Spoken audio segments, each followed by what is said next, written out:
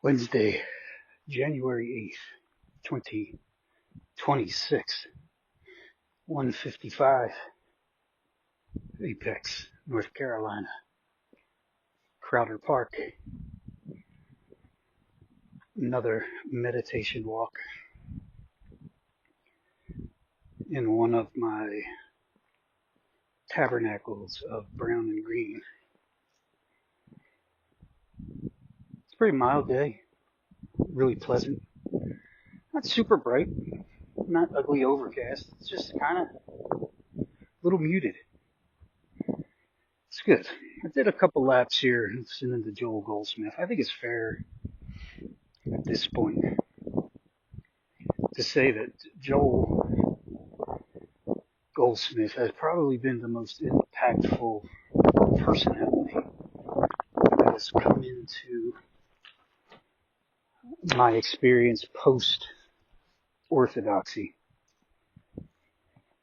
And I'll tell you,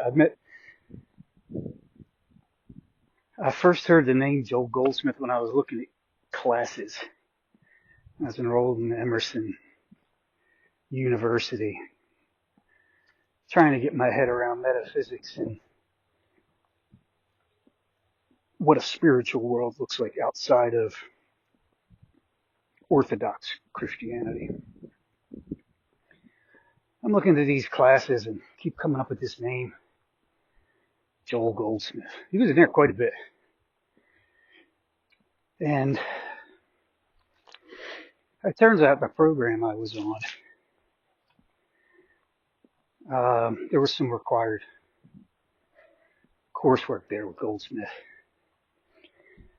And the first encounter I had with him was a book called Beyond Words and Thought. And it was so difficult. I was so frustrated. Now, like, who in the world is this cat? And I wasn't quite ready for it. And so now, as I'm pushing deeper into coaching and going further into metaphysics and solidifying my foundational basis as a metaphysician, as a metaphysical practitioner, as a teacher of metaphysics, I think about how this entrance into the spiritual path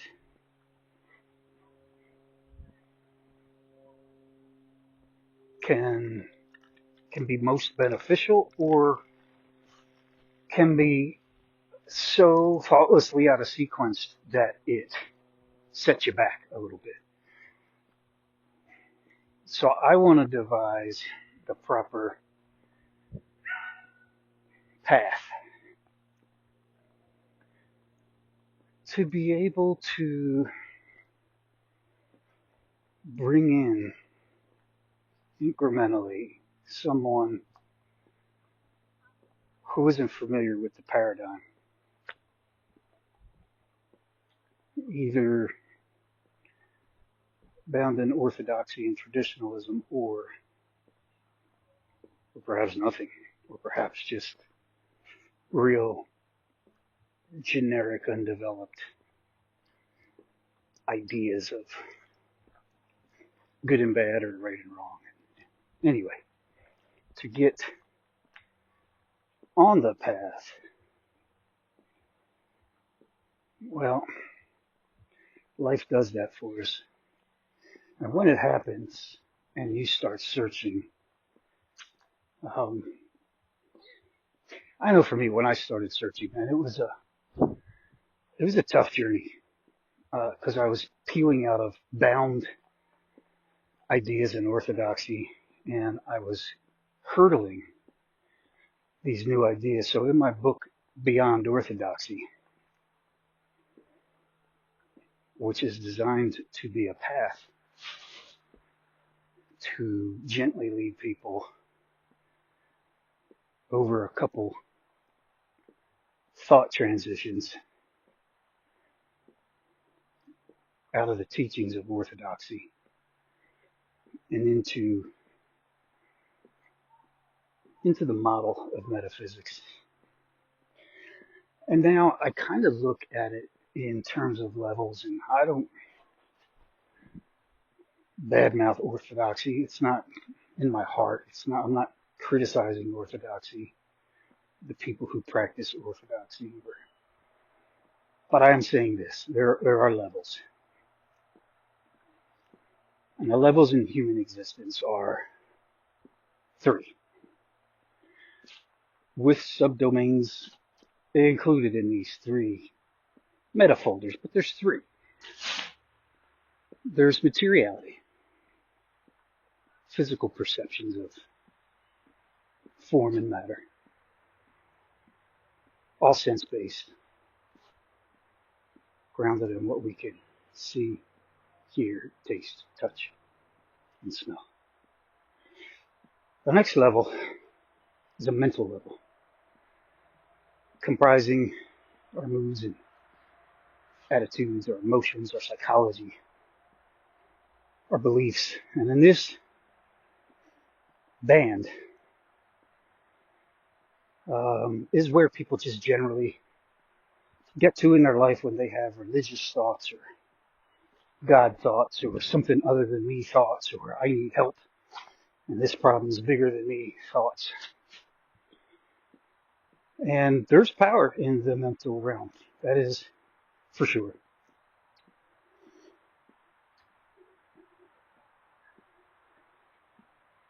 But it's not the whole of humanity. Ultimately, and as our Creator created us, He did not create us materially or mentally. He created us spiritually. And that's the 3rd level. Moving from material to mental to spiritual. This is ultimately where humanity needs to get to. All of us.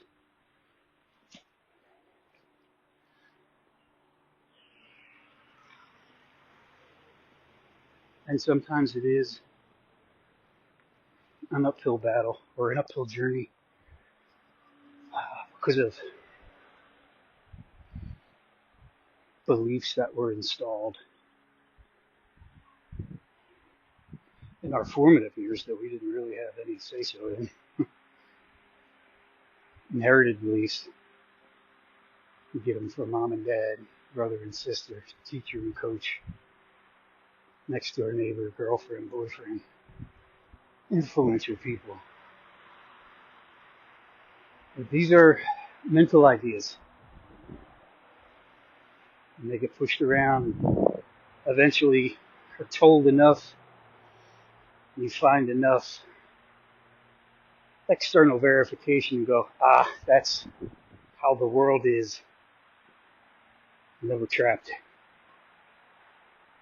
And now we have inside of us these 2 natures, these 2 eyes. The little eye, which is bound in materiality and mentality. And then there's a superior eye, capital I. The I that I am, the I that God said He was when Moses asked the burning bush who he should say sent him. And the voice said, I am that I am. Tell him that. Tell him I am. This spiritual jump is not a subtle blending of mentality into spirit, but instead a very sharp divide, a very sharp border passing from the mental to the spiritual. And I will say, off of my study my observation, it seems that the bulk of humanity stops very, very short of that border, passing from mentality into spirituality by thinking improved mentality is spirituality, and it is not. And that's a sticking point, because most of us come to metaphysics through, well, if we weren't brought up in it as children, we come to it as adults freely, it's usually because there's circumstances that are driving us. Physical illness, financial illness, emotional distress, relational distress. So it's usually extenuating circumstances that put us on a path to seek something beyond our experience. Seek help to bring us something beyond what we are currently experiencing, seeking something. And basically, in this, you hear these kids, it's playground. I'm looking at all these little people here in this playground and remembering those days. I remember bringing my grandkids to this very park here, 10, 15 years ago. So good. Anyway.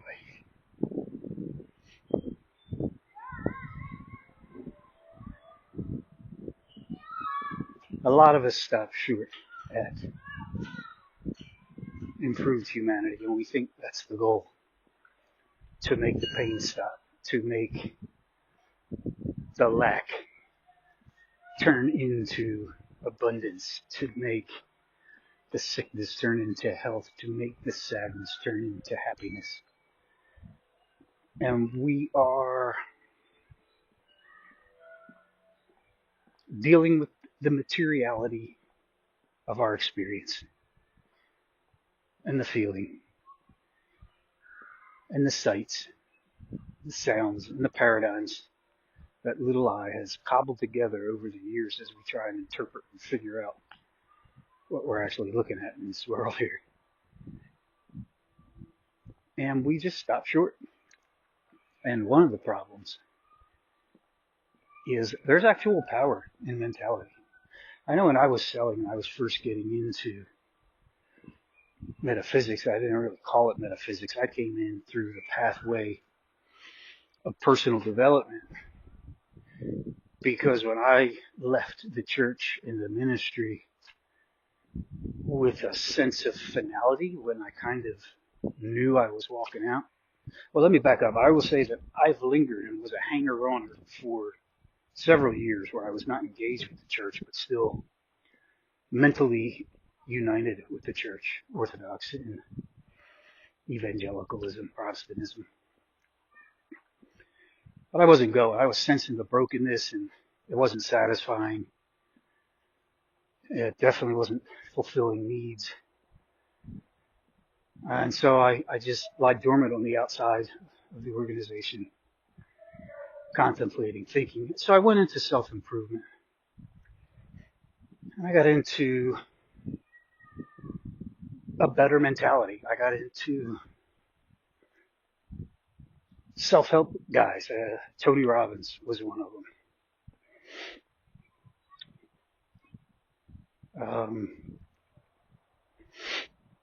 Maxwell Maltz was another needle mover for me, psycho-cybernetics. And in this period, I was just trying to have better thoughts. The bottom fell out, and I'm thinking, well, there's no real external support here. It's all just in my mind. So, because it's funny, when I determined that evangelicalism wasn't panning out, and I didn't consider another spiritual option, another religious option. I just dumped it all. Just like, well, Now it's just my mind. It's just me and my mind in this cold hard world here. Now, I'm promising you that's not the truth. And that's not accurate thinking, but that's where my thinking was. And so I got into personal development.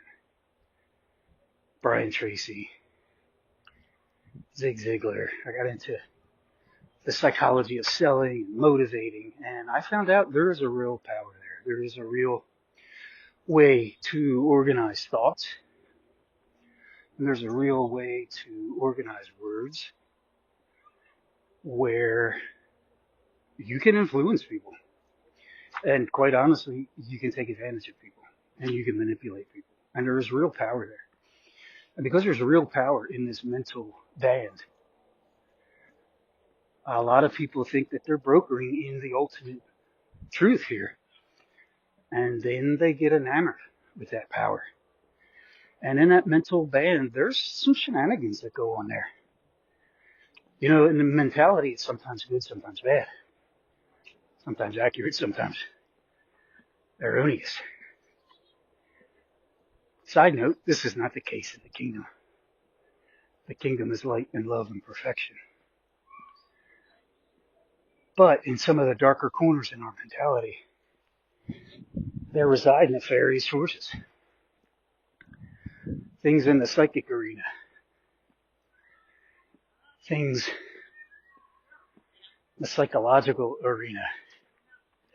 And they're real. And they can produce results in the manifest world. It's a real thing. But a lot of people stop short. Or they just completely get sidetracked and get themselves taken away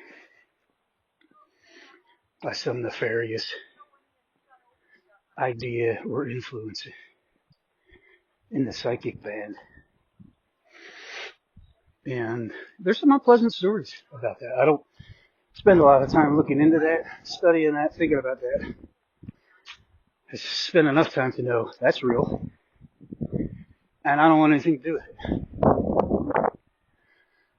I want to jet right past the upper ends of mental prowess. And I want to drop into the band of spirit. That's where grace is. That's where love is. And there is no error that resides in spirit. There's no potential for wrongness. There is no potential for damage or danger. But it's not easy to get to. There is a cost. There is a dying of self that has to happen. There is a restructuring of ideas. There's going to have to be a shuffling of the deck of beliefs, especially if you're coming out of orthodoxy, Protestantism, Catholicism, anything in traditional Christianity, because these ideas are antithetical in so many ways. Well, what do you mean? Here's what I mean. Orthodoxy has an outside God creating a material world that you happen to be a part of, steeped in sin, broken, lost, and hopeless and hopeless. That is not the metaphysics. That's not where metaphysics starts. Metaphysics starts with an inside God. And I will tell you, this was one of the biggest transitions and one of the most difficult, not in its idea, but yes in its idea, yes in its emotional impact, yes in its cognitive brush against both intellect and orthodox training. But metaphysics clearly has God on the inside of all of us, as he created us out of himself and infused us with himself. And yes, our personality and our humanity has shrouded that perfect I that resides in there. As we're growing up, we're developing ego. People are writing our story for us. telling us how life is, creating belief systems that at some point we're going to have to challenge. And yeah, this was a big one, getting my head around the fact that God is inside and I can stop looking outside. This was one of the big rubs with my entrance into the infinite way with Joel Goldsmith, was he is so centered on a spiritual walk, a spiritual truth. The infinite way is about the highest spiritual declaration that I have encountered. And Joel's commitment to creating or articulating the principles of the infinite way looks unmatched in history and in literature. And it by its very nature, it's a small work because there's a small number of people who are on a path to find that. Narrow is the road and narrow is the gate that leads to eternal life, and few find it. We'll all eventually find it. That's another paradigm breach from orthodoxy, which is the one and done, go sit on a cloud, get your harp, get all your rewards in heaven after this experience. And that is not metaphysics at all. Metaphysics is here and now. Now is life. Now is liberty. Now is the only time. Now is all there is. Now is all there ever was. Now is all there ever will be. Everything happens now. It's also a big shift. Orthodoxy had me living my life way out in the future. So much so that I almost ignored my current realities because these were all changing and I deemed them all unsatisfactory. And so I've lost a lot of that, but I'm grateful for my awakening and this little bit that I have now. But in Beyond Orthodoxy, I had to address a couple of these paradigm shifts that I had to traverse, and I had to get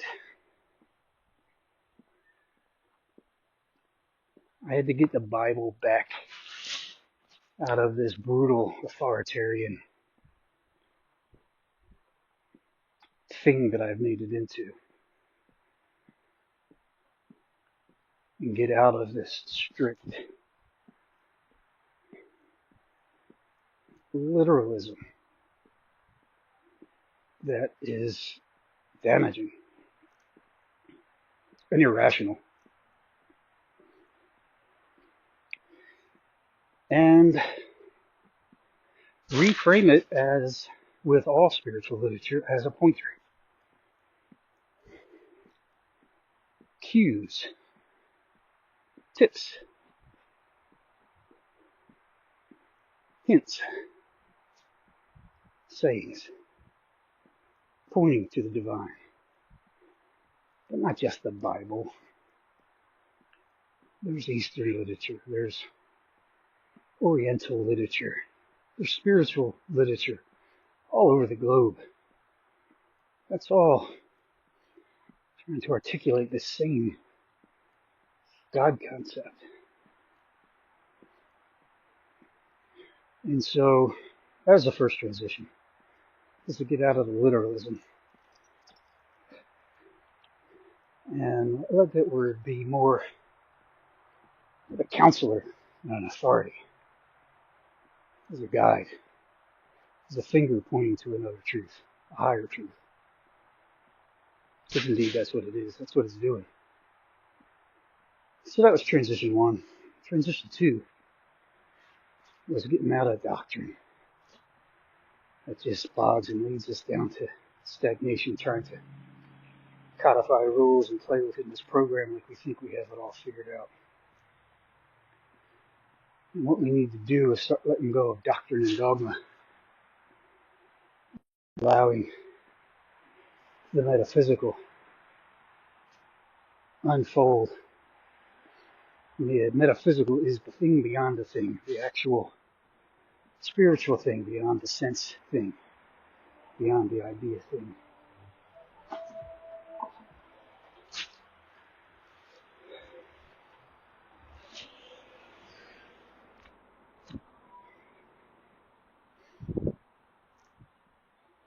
And as you travel on this metaphysical path, it will inevitably lead you to the mystical, which is where I find myself now, contemplating mystical Christianity and the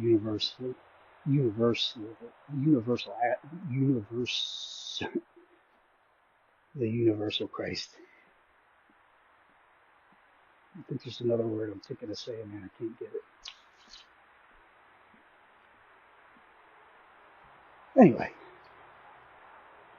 that third big transition was from an outside guy to an inside guy. I don't know, if you're not in orthodoxy, the Bible's just not going to be a big deal for you. And probably for a lot of people even in orthodoxy, the Bible's not going to be a big deal for them.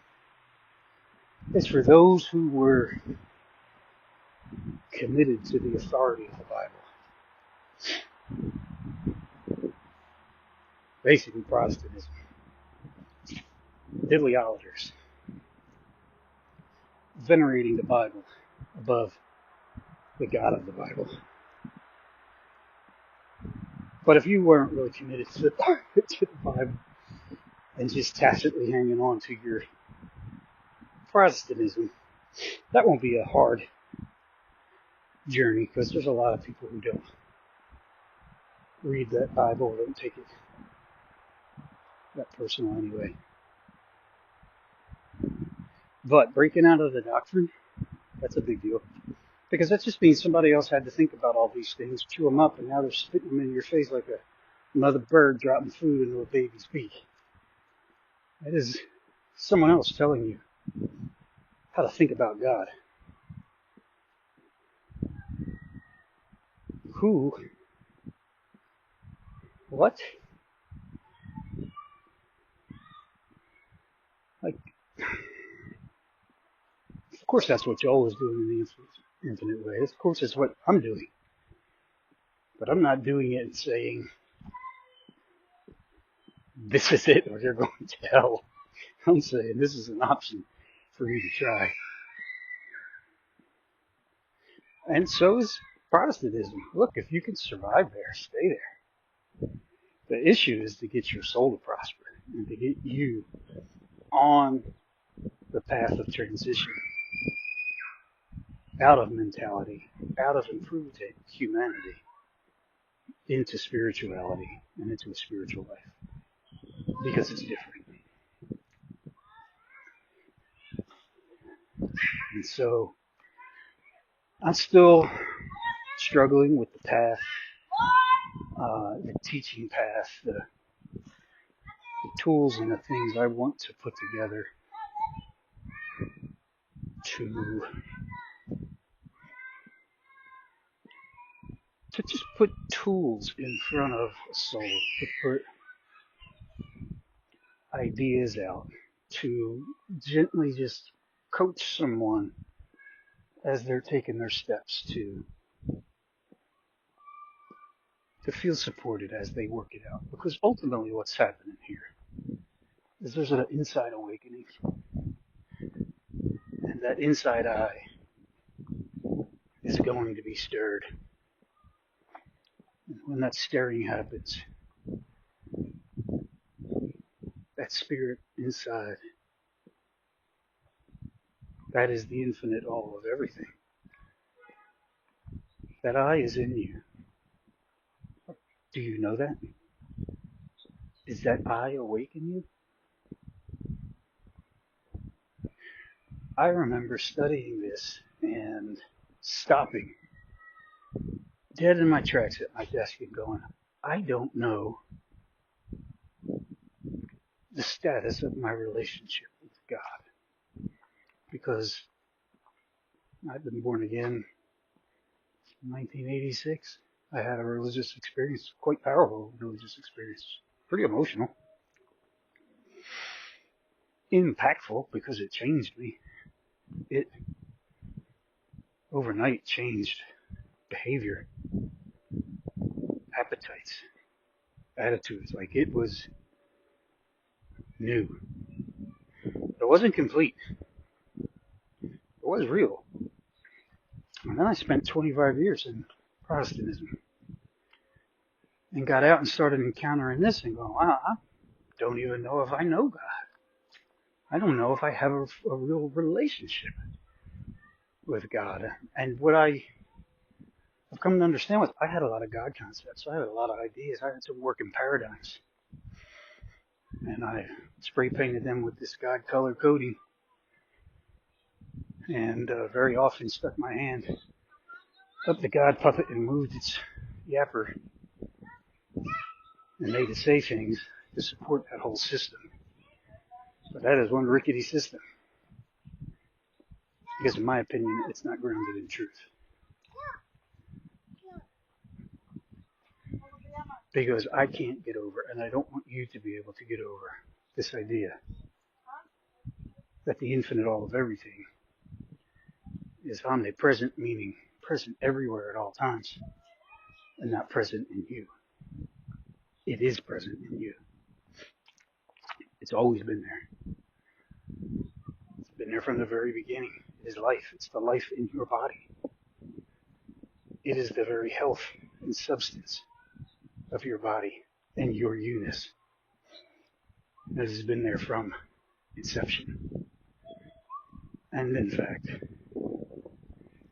you being created in the eternal chambers enter into this infinite relationship with this infinite Father, who is irremovably in you. This is hard for some in Orthodoxy because we've been trained so hard in our sin and our condition and how we needed this outside God to come into our experience to help us.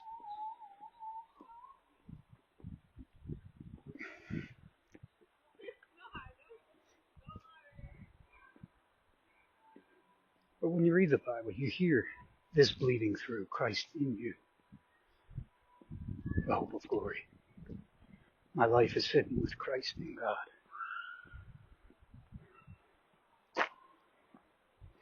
I no longer live, but the life I now live, I live by faith in the Son of God. In.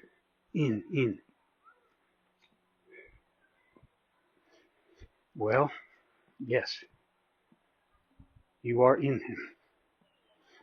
He is in you, regardless of acknowledgement. And this puts us on the path of spiritual consciousness.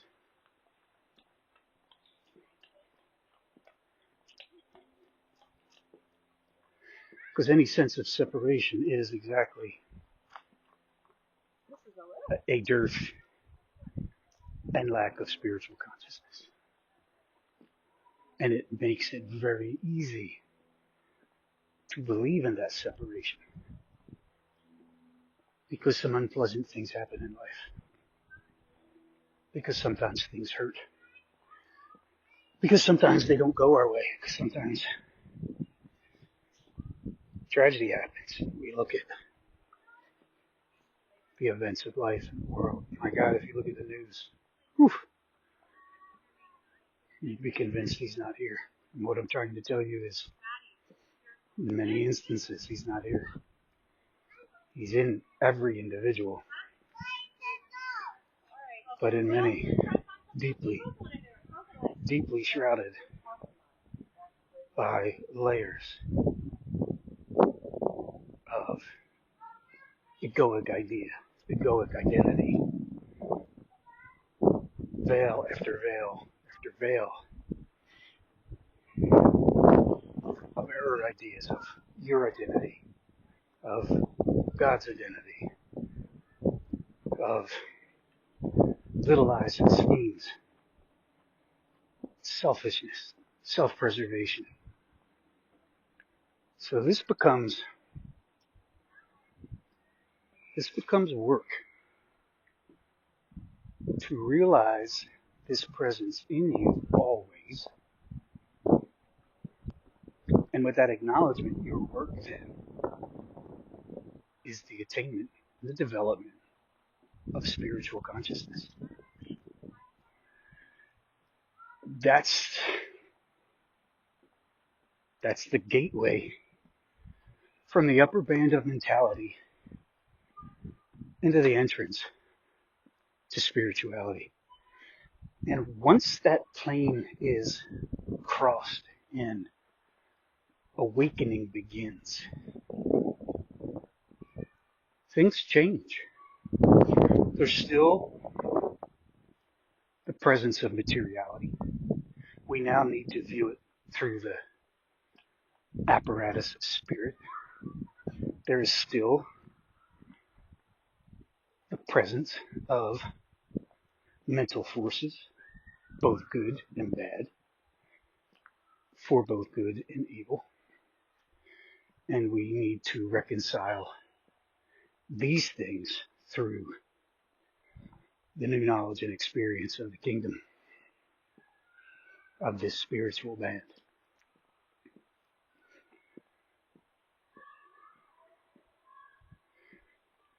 But enlightenment, for most of us, isn't a harsh thunderbolt awakening.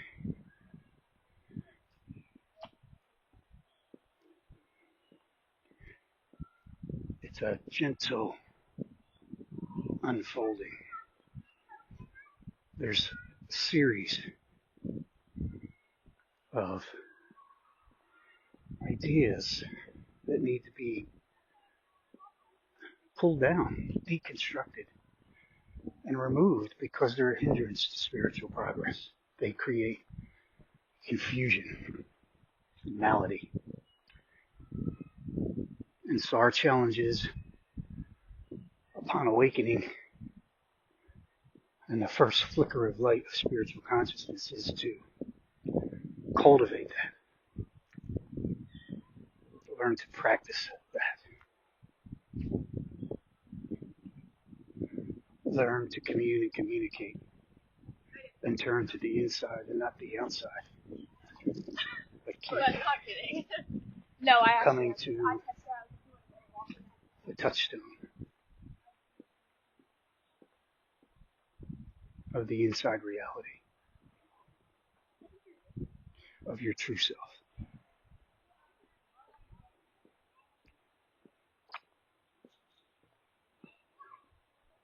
Your true self is spiritual.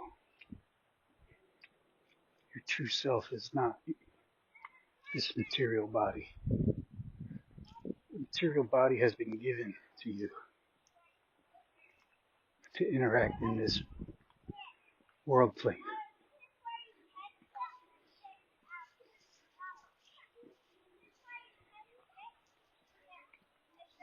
It is the vehicle of our unfolding.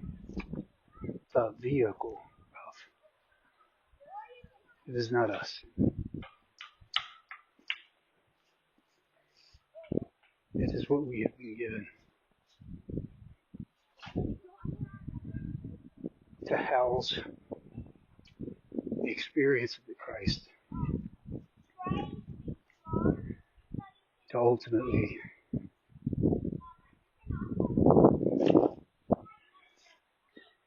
be redeemed fully in spirit, back to the spiritual reality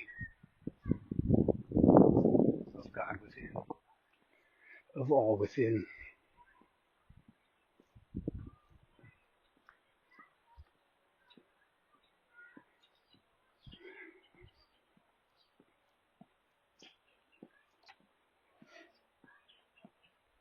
Slowly, gently. Ideas come down. New ideas come in.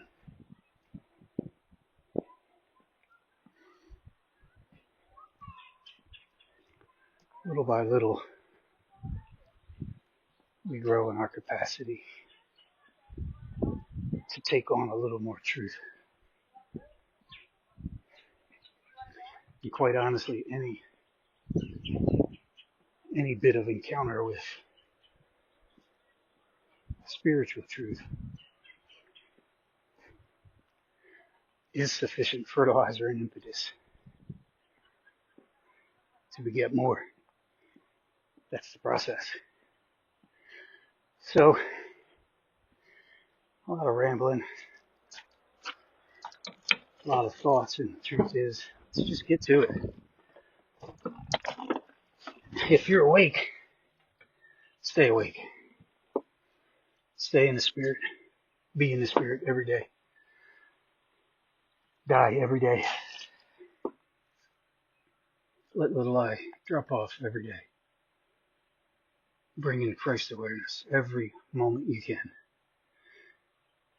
And I promise you, in your hottest, most glorious moment of Christ realization, you will at some point taper off and get distracted and get back bogged down into the world, into the mind, into the body. And our practice is, as soon as we become aware of that condition, go back. Go back and once again touch the truth of the presence of the infinite all of everything. Because his presence, its presence, is the world of difference for all of us. It's a game changer. He's a game changer. So let's get to it. And when I say get to it, I mean, let's just get to our gentle, slow unfolding. Let's get to sitting quietly with the awareness of his presence and not ask for things and shoot off a laundry list of what we think we need, what he needs, it needs to do for us, bring to us, give to us. Listen, one of the attributes I believe that define this almighty infinite all of everything is its omnipotence. It's all power, not a secondary power. And this omnipotent all is omnipresent, and that means it's present in you. And with that presence, it brings its unlimited power. Do you get that? As your spiritual consciousness develops, you have more and more capacity, more and more access to the spiritual promises that are discerned in spiritual literature. Grace, the presence, and the overtaking, or not overtaking, but more the surrendering of a life to the Christ. To, like John the Baptist, become less that he may become more in us. And so when I say get to it, I mean get quiet. Get to being still. And all you're doing, do nothing. But sit with this idea. Even for just a few minutes, sit with this idea that this infinite all of everything is right with you, inside of you, present, even this very moment. So let's do that. Let's take just a few more minutes. I'm going to sign off here. But if you've made it this far, thank you. And I'm going to be with you. Let's be quiet. And we know that we can meet in consciousness, in the eternal now, in Christ, in the infinite all of everything, who is eternally present, eternally now, right now, ever present, all powerful and all knowing.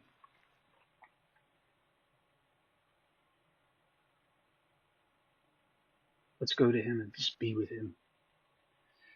Because what do we need to tell him? Maybe other than we love him. But he knows that. He knows our hearts. He knows our thoughts before we think them.